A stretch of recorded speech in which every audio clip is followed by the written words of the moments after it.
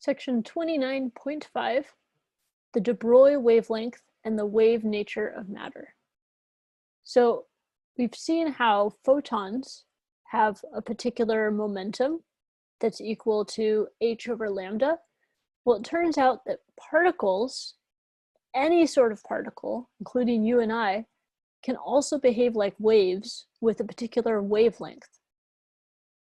And the wavelength of any particle is given by the same relationship that applies to a photon. So the wavelength is equal to Planck's constant divided by the linear momentum. This was first proposed by a scientist, Louis de Broglie. I know it looks like de Broglie, but I believe it's pronounced de Broglie. However you pronounce it is fine though. And it explains why a beam of electrons that encounters a double slit doesn't just fall behind the slit, but produces this interference pattern. It's because particles can behave like waves.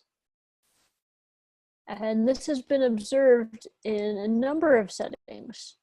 Here's another example where the image on the left was taken using neutron diffraction. So sending neutron particles around a sodium chloride, and they get this structure. Again, sodium chloride on the right, but now using X-ray diffraction. So you're sending light, electromagnetic radiation, and we see an identical shape, identical pattern.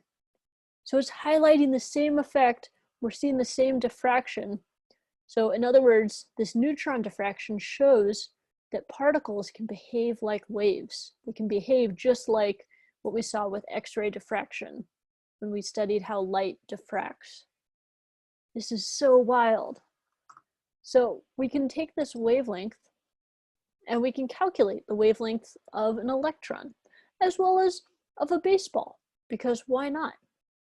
So we want to determine the de Broglie wavelength of an electron moving at a speed of 6 times 10 to the 6 meters per second, and a baseball, mass 0.15 kilograms, moving at a speed of 13 meters per second.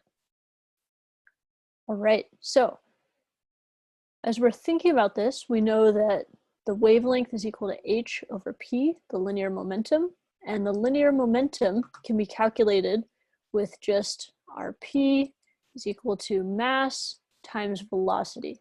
And the reason we can use just mass times velocity is none of these speeds are approaching the speed of light. The electron is moving at 6 times 10 to the 6, so that's not even 10% the speed of light. So we don't need relativity here, which is great. So in calculating this, we can plug into lambda is equal to h over p. H is Planck's constant, 6.63 times 10 to the negative 34 joules per second. And then the momentum is calculated with mass times velocity. So the mass of the electron is 9.11 times 10 to the negative 31 kilograms. Then the speed of the electron, 6 times 10 to the 6 meters per second. And when you calculate that, you should get 1.2 times 10 to the negative 10 meters. So that's pretty small. That's below the visible wavelength. Not something we can see with our own eyes. Let's try it with the baseball. Well, with the baseball, we have Planck's constant, we have the mass, and we have the speed. And notice the mass is much bigger, the speed is much slower, and so the wavelength is tiny, right? 3.3 times 10 to the negative 34 meters.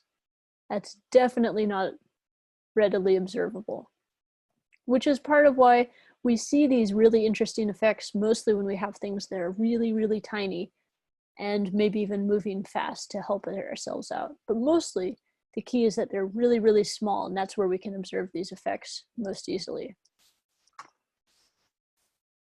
So in short, what we're saying here is that particles, even though they have a set place, are really waves of probability, where we know that the particle could be anywhere within a wave, and there are certain places it's more likely for it to be.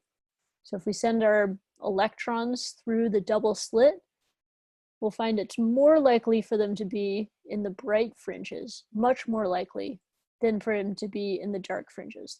There still are some that make it to the dark fringes because it's not a zero probability, but it's much, much more likely for them to be where they're expected to be in the bright fringes. So there we see how particles can behave like waves and even have their own wavelength.